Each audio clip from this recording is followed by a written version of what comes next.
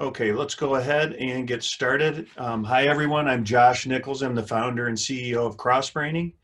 I know that a lot of my fellow educators right now are trying to figure out how to do hands-on learning remotely, so we wanted to share a success story and insight from someone who's pulled this off. Just so everyone's aware, by request, we are recording this webinar, and it will be posted on our YouTube channel later on this afternoon. We're scheduled for an hour, but I know that any minute we can give back to you is precious, so we won't hold you for any longer than is necessary.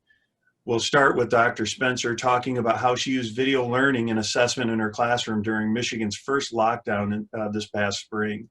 She will share some lessons learned and best practices that we hope will be really useful for you and your staff.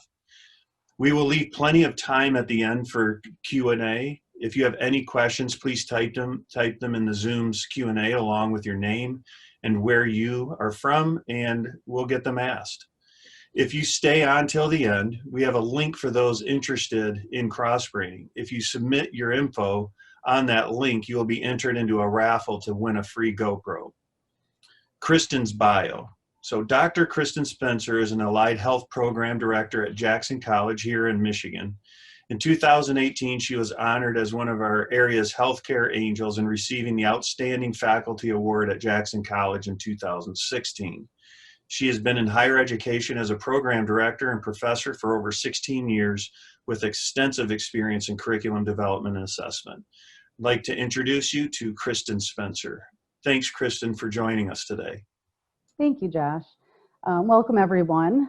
Thank you for joining us. I'm really excited to be able to share what we've been doing at Jackson College since all of this started. So I want to just give you kind of some background on what happened with us here in Michigan.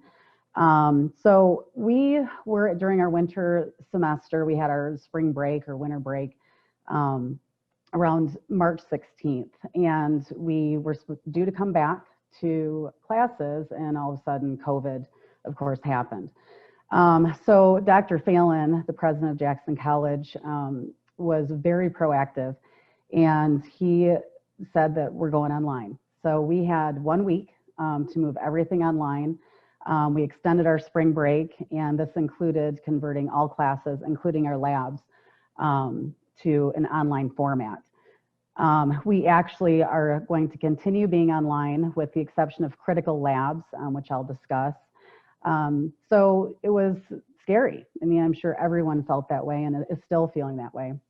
And we had to get really creative and figure out the best way to still be able to assess our students and provide the information that they needed. So some of the challenges that we faced, I had students that were in the middle of their program, and I had brand new students who were just starting the program. So with the returning students, I was able to kind of while putting everything online, I created what I call go bags. So I had various supplies that they could perform skills at home. You know, things such as first aid procedures, sterile field setups, things like that were non-invasive. I then had one day myself and my adjuncts developed instructional videos for certain skills such as wound care, setting up a sterile field, things that I knew that they could perform from home. So again, what was hard is at that point, we didn't know when we were going to get back into lab. At that point in March, we had no idea what the future held and knew that we had to get as much of the psychomotor assessment online as we could while still meeting accreditation standards, which of course anyone with an accredited program knows is the biggest challenge usually faced.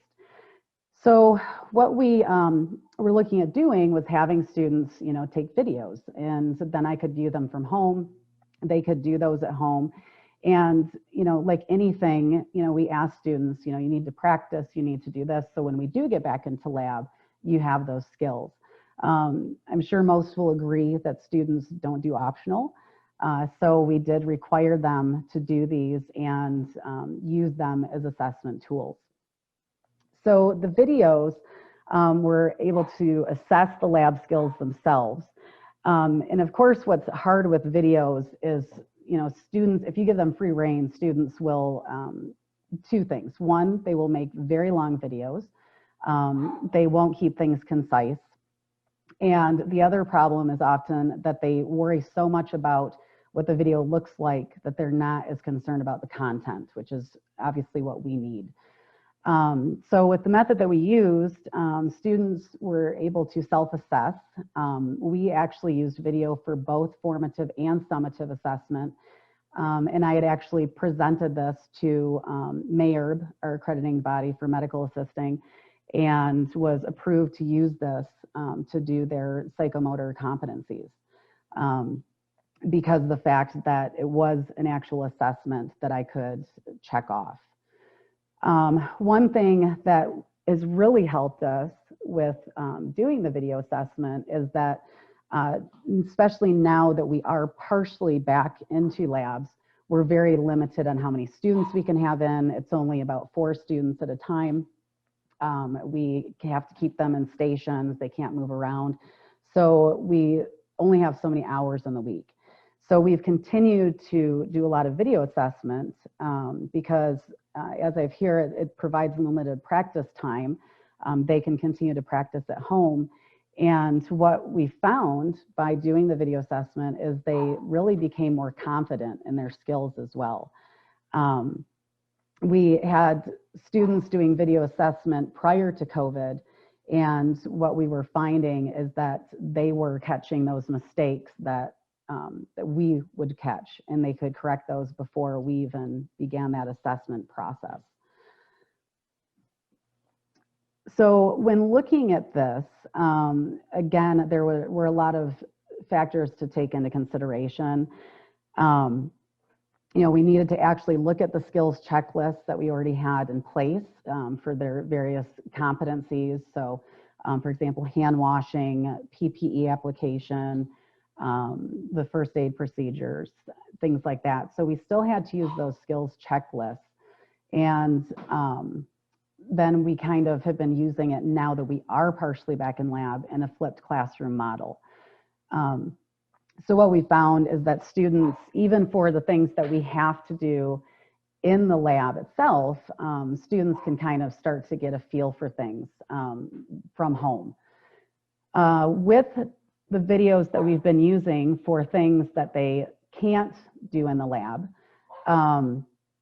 the students have actually been able to self-assess.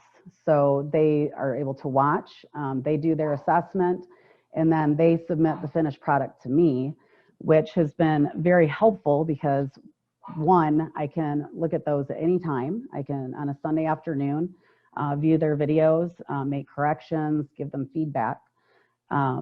And then with what we are using, they're also able to do an explanation of the skills and provide reflection on that, which has been very helpful.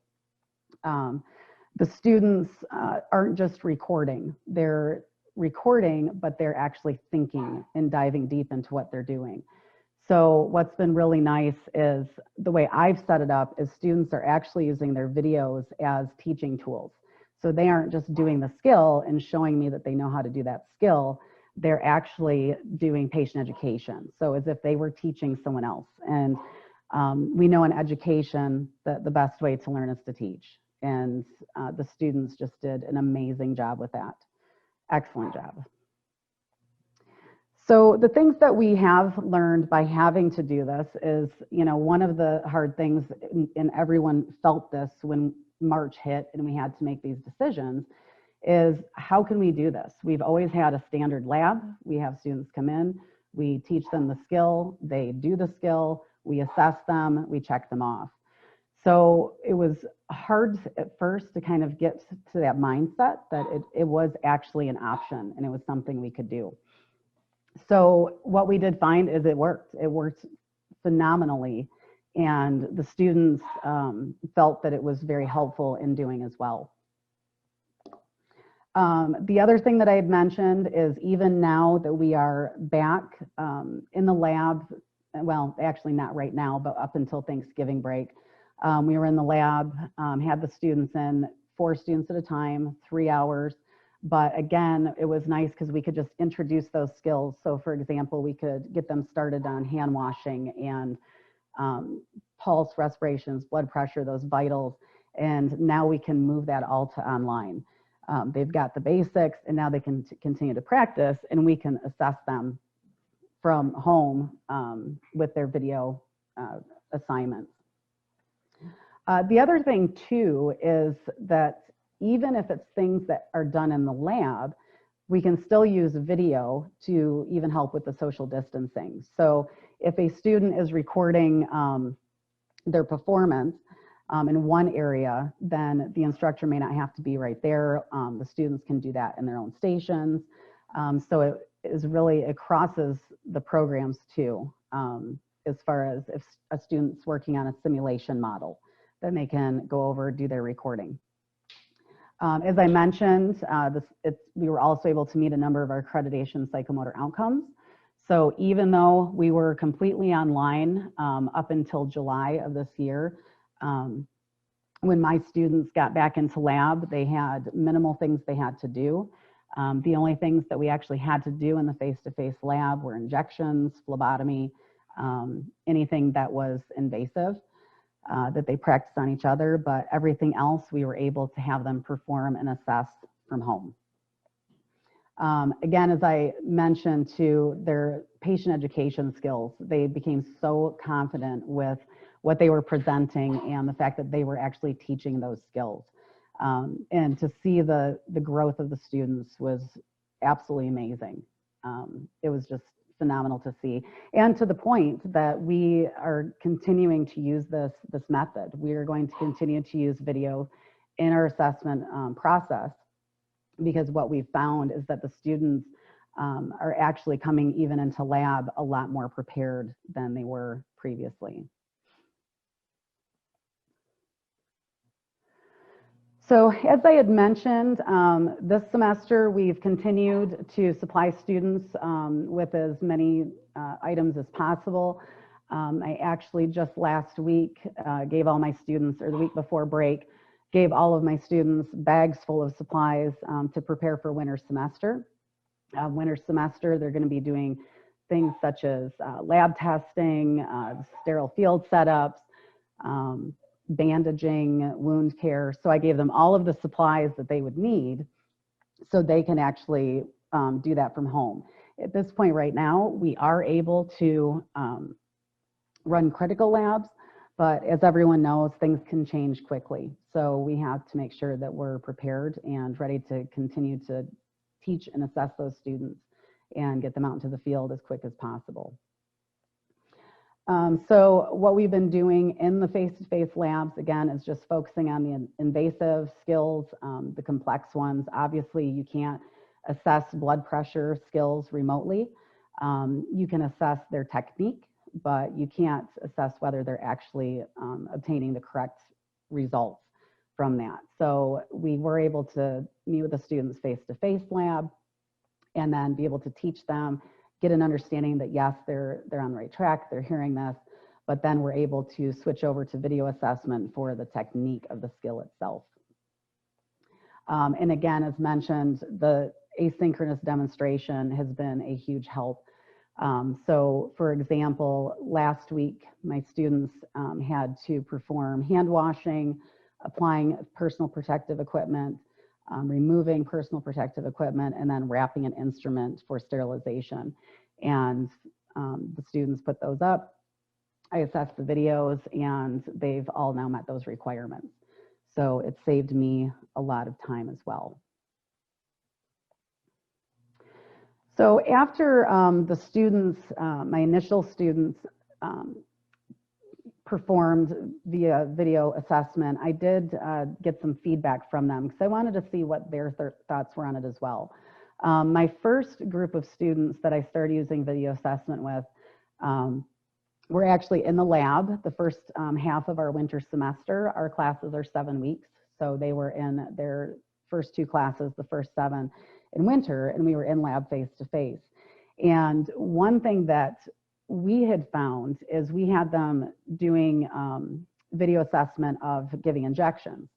And when we are teaching injections, if you do this, you can relate to this. If a student's doing something that may not be the best technique, but there's nothing that is of risk or harm to their patient, we let them finish the process so as not to cause more anxiety. And then when we give our feedback, we explain, oh, you should do this or hold your hand this way. And when we tell the students that, they will usually not remember because they have so much anxiety and nervousness because we're watching them that they just feel really nervous about that. So with doing the video assessment, even though we still have to be there because of the fact that they're actually giving each other injections, but they were doing their videos, and then they would go back, and when they were creating their final project or their final video, they were catching the mistakes they made. So those things that we can tell them and they just really don't remember or recognize, they were then seeing that.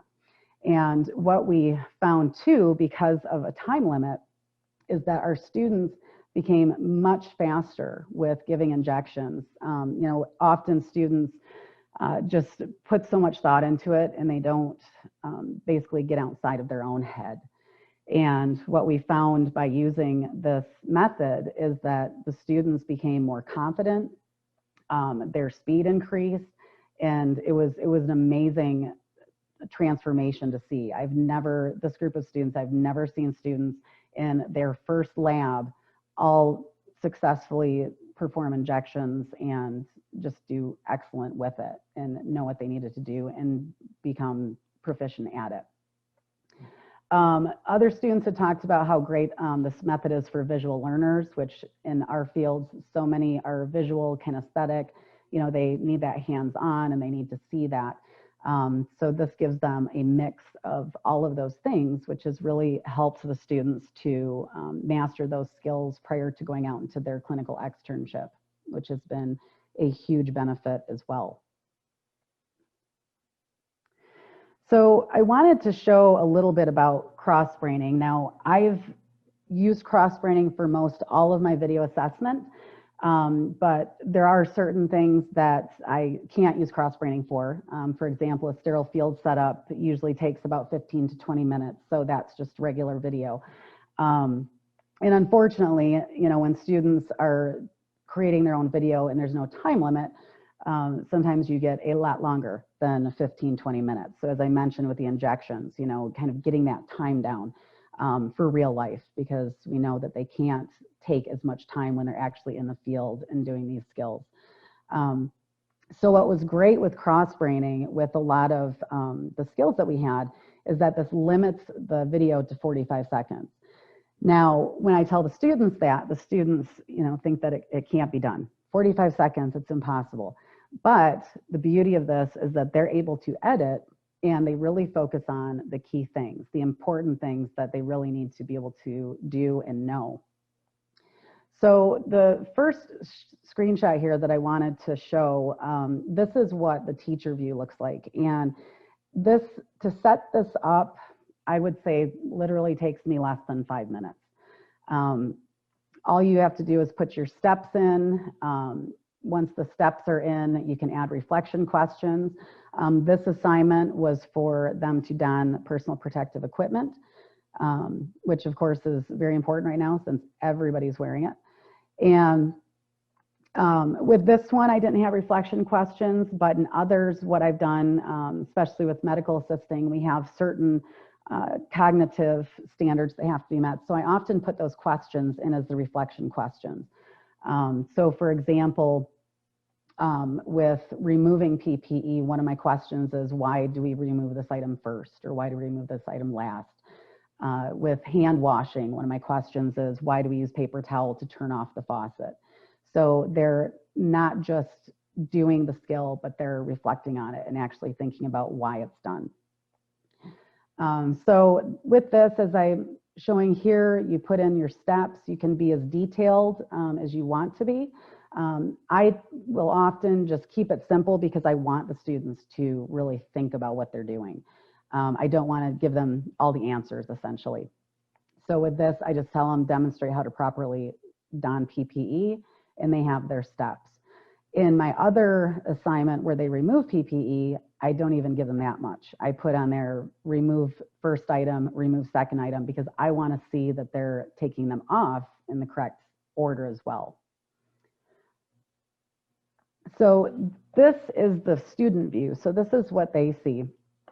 And what's really cool about this is the fact that they can capture right from here. They can use their cell phone, they can use a computer, whatever they like, which I've found has been really helpful, because what's interesting to me is I hear colleagues all the time talk about how, you know, our young students are the ones that grew up with computers. And really, they aren't. It's more my generation that grew up with computers, because we had DOS, and then we learned the internet and, you know, all of these different software programs that came about. And what I find with a lot of my 20-something-year-olds is they really know cell phones. They aren't necessarily as comfortable with a computer and doing video formatting. So to take a video and then have to edit it, that seems to prove a little more difficult for them. What's nice about this is they can, again, take the video right from their phone. And once they capture the video, they can do, for this one, just putting the gown on, and then the next video, and so on. And then they can edit it right through this program. So they're able to condense that to get it down to that 45 seconds. So the other thing that I really like about this is if a student is just taking video and they're trying to explain it, they're going to get caught up on what they're doing. They're trying to do the skill, they're trying to explain it, they're going to miss something, and it's really not clean cut. What's really nice about this is they take their video, and then once they do that, then they go back in and do narration. So the narration isn't even just talking, they write their own script. So they will type a script in, they will get it where they want it, where they've covered all the points, and then they record their voice over it. When they took their initial video, it actually scrubs out all the background noise. So when we've done this in lab and there's other students in there, they can do their videos and have that background noise, and it's not a problem, because it takes that background noise out. And then when they're in a quiet place, whether it be home or maybe at the school in a study room, then they can do their narration and recording. And then if there's any reflection questions that myself as the instructor have provided, then they would type in their answers there. So then I could go back and look at that and see what their answers are. So what's really nice about this too is if there's just one area. So let's say that the mask and goggles they put on in the wrong order. They don't have to go back and videotape the whole thing. They can video just applying the mask and goggles. One thing that I found with my students who were first using this past year is they got very creative and very smart, and they realized that in every single video they're having to wash their hands or apply gloves. So once they got the gloves video, many of them were just inserting that into their full video, which I thought was really creative for them to think of that, and didn't think of it as cheating. I thought it was great that they had the critical thinking skills to do that. So once a student has put all this together, then they're able to view it. What's nice is they don't have to send it to me. I automatically have access to it at any time, so I can always go back and see where they are with things. You know, if they've done their videos and they just haven't narrated yet, I can always see their progress on the different assignments. And then once they're done, then I can just view the video itself. So on this slide, I actually have a completed video of PPE. So this is where the students recorded those 3 pieces. She's done her narration. And when you watch this, notice the details that she gives. So again, the only thing I asked her to do was demonstrate putting on PPE. Everything else she came up with herself. And this is what impresses me. And it impresses the students too, because they see what they can do and what they're capable of. And this student has been in my program for 4 weeks now. So 4-week-long student, and I think this is pretty impressive. Gather appropriate PPE, personal protection equipment. Remove any items or lab coat. Wash hands and apply gown. Make sure to tie the gown securely. Apply mask. Make sure that it is over the top of your nose and pinch the metal strip. Make sure it is fitted over your entire mouth and apply safety glasses. Applying your gloves. Make sure to check for any cuts or holes in the gloves. While applying your gloves, make sure to pull the gloves over the cuff of the gown. This is to ensure no skin is being exposed.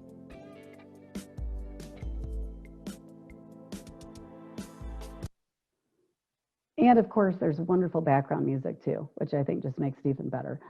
So one thing that I'm having my students do in their capstone course is they're going to be taking these videos that they've created and making a digital portfolio. I have them create a LinkedIn page right now. And so we're going to include these videos on there. So not only will their skills be listed on a resume, but their skills will be visible to those future employers. Gather appropriate PPE, personal protection equipment. Okay, so that is all from me. So I want to thank everyone, and then I will open it up to any questions. If you have questions about how I've used the product or just questions in general about video assessment, please let me know. And either myself or Josh can answer any questions you might have. And you can type those right into the chat. Thanks, Kristin. If everyone types questions into the chat or in the Q&A, we'll do our best to get those answered. We have a few questions. The first one is from Ahmed in California. Kristin, what did you do for skills that take longer than 45 seconds? You touched briefly on, really long skills, but kind of what about those skills that take a little bit longer than 45 seconds? Yeah, so one of the things that I did with this most recent was the hand washing. So, obviously when we're looking at, even gathering the supplies, getting the paper towel, turning the water on, you're going to be over 45 seconds if you're washing your hands properly. So what I stress to the students is I let them know you are not going to be able to have the whole process in this video, but make sure that you address that. So if it's something like that, then I have them address it in their narration. Stressing, you need to wash your hands for, 25 seconds, 30 seconds. And again, with the sterile field setup, that takes longer. So in all of the skills that I've used this for, that's actually, I think, the only one that, and then assisting a patient with an exam. So like a gynecological exam, those are the only ones that I found that I can't use it on. Everything else we've been able to do within that time. And sometimes it's a matter of splitting it up. So for example, with administering medication, what I do with that is one video is withdrawing the medication from the vial. So they do that in that 45-second time limit. And then the next one would be maybe preparing the patient. And then the next would be giving the injection. So that's how I've worked with it, is just setting it up where it's broken into pieces like that. And what I found is by doing that, and the students are assessing themselves and looking at what they're doing wrong, then when we do that final checkoff in the lab, or even if we can't because of COVID and not being able to get back in the lab, we were still able to get students into their externship, and they were prepared by the time they got to externship, just even going that route. So we're getting a lot of questions on the 45-second length. And the question is 45 seconds the only length for this program, or can you do different lengths? Josh, you might want to jump in here. Sure, I'll jump in. 45 seconds was the original time period, and it was created to really have students really focus on being concise. The current version of the app allows students to go over that, and so what happens is there's a timer, and it's set at 45 seconds, and every time a video is uploaded, it deducts, and the student sees how much time is left, and and that's really there just to help them be mindful of the length of the video, so they can go over. But the other thing that I'd like to talk about when we were developing this platform was, if something takes longer than 45 seconds, let's say it takes 2 minutes or 3 minutes, maybe the instructor could rethink how they're assigning that skill. Maybe if it takes 3 minutes, maybe it really what it is it's 3 45-second videos. But as far as going over, you can go over, and we love to get feedback on that specific feature. Yeah, and I will follow up with that. I've had students that have gone over that, and they're like Josh mentioned, they're able to, so it doesn't shut them down if they do go over. So, because I know that's the fear of my students. They're like, what if I go over and then I've done this all for nothing? So it allows that right now, but and I found some students go a little over. But again, like Josh had mentioned, sometimes it's a matter of splitting things up, which, you know, kind of breaking those pieces up seemed to help my students' anxiety as well. They weren't as stressed over this huge undertaking. It was just those little bits that they could focus on at a time. This next question is from Dawn Piper at Prairie State. First, hi again, Dawn. And her question is, did the students find it easy to learn how to use Crossbraining? Great question, Dawn. So I'll give you a really good example of that. So this new group that I had that's in their 4th week of the semester, one of the students was having a problem with opening anything on her computer. So we did a one-on-one Zoom. And so I was trying to walk her through how to be able to right click. And she kept opening and opening. And I said, where are you clicking on your computer? And she said, well, I'm clicking on the upper right-hand corner. I'm like, no, right click is lower right hand. So it was a very simple computer skill that she just didn't know. This student was one that I was worried about because of the cross-braining that I just assigned last week. And she did a beautiful job, no questions. And actually of this group, I didn't have a single student have any issues, no questions. It's really amazing to me just how easy it is to use. And in the time, I've been using it almost a year now, and the students don't have issues. The only thing that we've had is sometimes, just like with anything that's online, you know, sometimes there are glitches or there's something wrong. And when that has happened, my student lets me know. I send an email to Mike or somebody at Crossbraining, and it's taken care of almost immediately. So there has been absolutely no issues. And of all the technology that I use in my program, from Cengage tools to SimTix to, you know, everything else, this is the one thing that I have students having no issues with, which is great for me. Here's another question from Carolyn I think is super interesting. What types of things did you send home for lab testing? And were there any considerations for biohazards or chemicals that might be dangerous for kids or pets? Yep, so most of the stuff that I sent home, because one, I don't want to send anything home with needles or lancets or anything like that.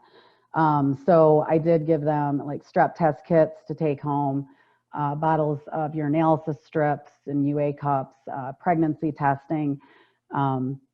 So then the other things that use analyzers, of course, they'd have to do in the lab. And that's pretty much what I told them. I give them a bag full of stuff, you know, including like CSR wrap, instruments, surgical instruments, bandaging things, all of that. And I give them like a contents list and what each is used for. So right on there, I put, you know, this is for this procedure, this is for this procedure, and I break it down by class because next semester they have 4 clinical classes. So there's items in this go bag for all of those classes, and I let them know what is used in each class, what procedure or competency it's used for, so they know what it is. And I also stress, you need to put this somewhere that's away from kids, dogs, and spouses, because people will find, ooh, this is interesting. So, you know, I let them know that they need to put it someplace safe. But I don't provide them with anything that you know, is invasive or anything that would be of a concern in that aspect. But again, we're able to get a lot of it done by doing that.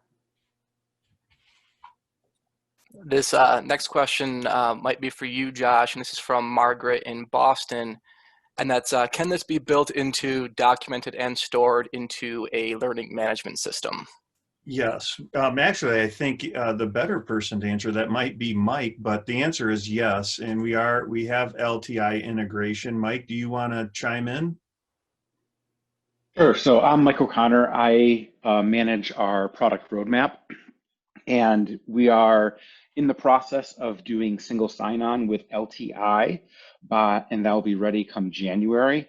The next steps from there are giving it the ability to push the end video into the learning management system so that it can be part of that, you know, ongoing storage with the rest of the work that they do. So that is definitely on our roadmap. We will support single sign-on integration for winter semester. And we're just going to continually enhance that integration as we move forward.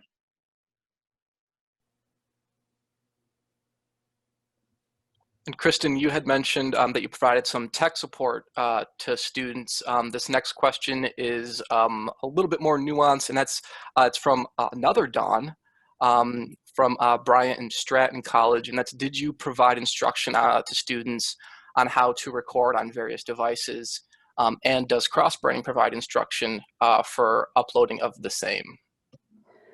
So this is what is, again, really interesting, and I'm sure anyone hearing this probably thinks that this isn't even possible, but I provide little to no instruction for this. The biggest thing I had to do was give them the join code, and I'd show them, you know, what it is, and I showed them, you know, I just say you need to record, and this is what you do. And again, the students, even my students, my non-tech savvy students, had no issue with it. It's very user friendly, and you know, and I think the thing is too is it's really simplistic, which I think is a good thing. It's not so in depth that there's, you know, they have to click here and do this and do that. If they can push or click on capture through the app, or if they can record on their phone, it's simple for them to use. I haven't had any students, I've had 3 cohorts now that have used this, and they've all done exceptionally well and had no issues. But I will say, if there are issues or tech support issues, again, you know, the people at Crossbraining have been awesome. If there's a question, or if, you know, my students ask something that I may not know, I get responses back very quickly. The next question is from Kelson in Florida, and it's, I can imagine students might be a little nervous or apprehensive on camera. Did that occur? And if so, how did you handle it, Kristin? Great question. Yeah, so the one thing that's really great about this too, and this is why the students tend to be less apprehensive. Obviously, the video that I showed with the PPE was the full student, but most of their videos, and I let them know, you don't have to have your face in there. I want to see the skill. So even with injections, they would get close-ups of the injections. With wrapping instruments, it's just that. The hand washing is just the hands. And even my students who, because I'm one too, right now I'm sitting here on camera and I don't like it either. So I can totally relate to that. And what's interesting is my students who were the most apprehensive, once they had their finished product and saw that, they were so excited. They were just like, wow, I actually did this. And when I see so many students, especially in my medical assistant program, who are often non-traditional, you know, I have students aging from 18 to 60 and doing things that they never thought they could do. I have a lot of first generation college students, many who were told that college wasn't something that they did in their family. And when they get done with these and they see these skills that they can do and things that they can, these tangible results that they can show someone, it's really cool. And they've become more confident. And even just with when they do the patient interviews and they're getting a patient history, by going through this process, they've really developed their confidence. It's amazing.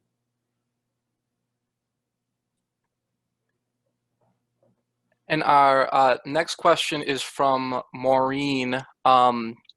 Josh, you might want to field this one, and it's just, what's the cost of cross-braining? And I think it might be relevant to remind everyone, Kristin, I think the next slide is the link that everyone's been waiting for. If you do want to know more about cross-braining, you can hit that link right there, crossbraining.com/winter2021. Fill out a form. You'll be entered to win a GoPro, because we have a great partnership with GoPro and we love video. And someone will reach out to you to talk about crossbraining. So Josh, what is the cost of crossbraining? The cost of crossbraining is $60 per student per year. And I'll also have Mike jump onto this question too, because we also do institutional license, which we do through a process called the best fit solution, so that both parties are walking away excited about the next steps. Mike, do you want to add anything to the pricing? Yeah, we actually have a few options ranging from 2 months all the way up to 24 months, with it getting cheaper the longer the term is. But we are very flexible. Crossbraining can only really help your program if the way that we bill for it matches what your institution's used to working with. So the default option is that students are just presented with a credit card form, and they can pick the length of the subscription and pay the price online without having to get anybody involved but yourself. But for more in-depth options, we've done some institution-wide licenses.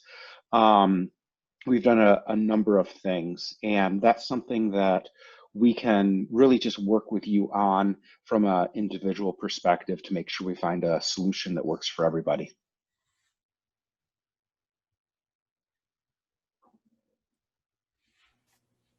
And we have another question. We've been talking a lot about remote learning here, but Karen wants to know, is crossbraining effective for face-to-face classes or just for remote learning? Kristin, we'll start with you, and then Josh, you might want to chime in as well. Yeah, so as I mentioned earlier, we had used it in face-to-face with injections. And even without that, so for example, if you have an EMT program, so we look at, well, EMT and nursing both, because most of the states, so like in Michigan, nursing programs, students can only practice on simulators. So as far as giving injections and phlebotomy, where with medical assistants, we can actually have the students practice on each other. But when using simulators, if you have a sim lab, what's great about this is that if you have different stations, the students can go off and just do their thing. So if they're doing intubation, if they're doing catheterization, phlebotomy, injections, whatever it may be, they can go over and create their cross-braining, and the instructor can focus on other students. So you can have multiple students creating their assessment checkoff, essentially, without the instructor standing and watching every single student. And that's what's really helped us a lot, is where before, every instructor has to watch every student, or we have to watch every student individually, check them off. And now we can have students go off and, even in the lab, give them a station. You can go over there, this group goes over here, and we're getting twice as much work done. So that's been a huge thing as well. And I would say that that was the intent of building the app, and the app was built prior to COVID, and so it was used in a face-to-face environment. But one of the additional pieces as an instructor myself that I really valued was that these students now have all of these videos, and they can review them before clinicals, or they can review them, and because they've spent so much time with owning the video and articulating the video, there's something that goes on the brain that just really helps that click. And there's a lot of evidence to back up that claim. So that they have a student portfolio full of videos is a really nice aspect for review. Mhm. Yeah, and one thing I'll add to, one of the standards or psychomotor competencies that we did in the lab pre-COVID was preparing an oral medication. So, you know, taking it out of the cupboard and checking it 3 times against the order and all of that. And so all of my students, they just did that on their own. So where my instructors, my adjuncts were working with other students, you know, with their injections where they had to view them. The other students were over getting their cross-brainings done for their oral medication, and then I would be able to go in and watch that on my own time. So what we found is, even in the lab setting, it gave all of our students more one-on-one time with the instructor and the ability to practice the skills more. So because of those things that they could do on their own and not have to have us standing watching them. So and I will say, and all of these gentlemen have heard me say this, I was using this before COVID. Now that COVID happened and I had to kind of get creative with things, I'm not going back. So this is how I'm going to continue to move forward with my program. And that way, my students are going to get a lot more practice of those things that they can't do remotely. And you know, and even one thing I want to mention, one of the great things when COVID hit is we had all these first aid things that we had to have them do. So, you know, caring for someone that's bleeding and syncope and, you know, all of these seizures. So, you know, here we are, COVID, we're on lockdown, nobody can go anywhere.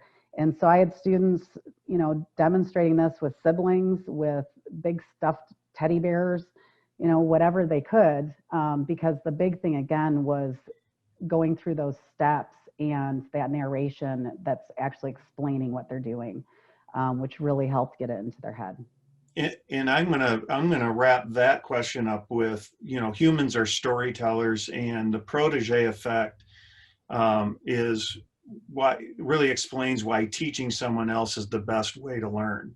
And so they're not just showing Kristin, or they're not just showing me that they know how to do it. They're in a lot of respect, they're teaching us. They're becoming the instructor, and that's ultimately what Kristin wants to do, is to get this individual out into a space where they are very competent and flourishing.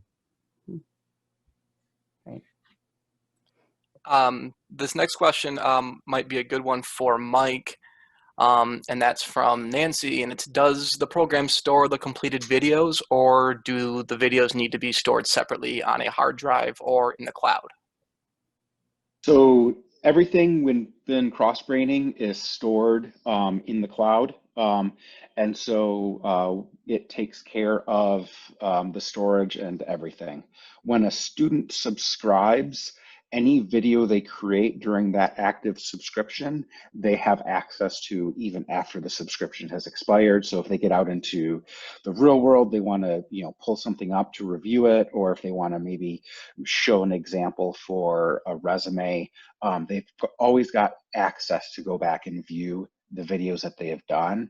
And as the instructor, you've got the ability to do that too.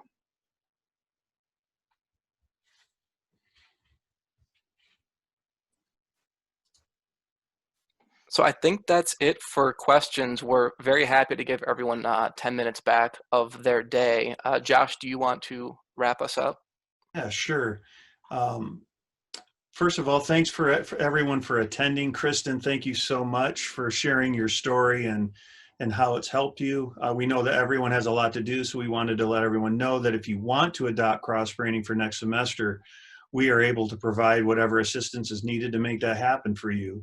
For those that are interested, visit www.crossbraining.com/winter 2021. Those who fill out the form will be contacted by us and entered to win a free GoPro. And thank you, everyone, and enjoy the rest of your week.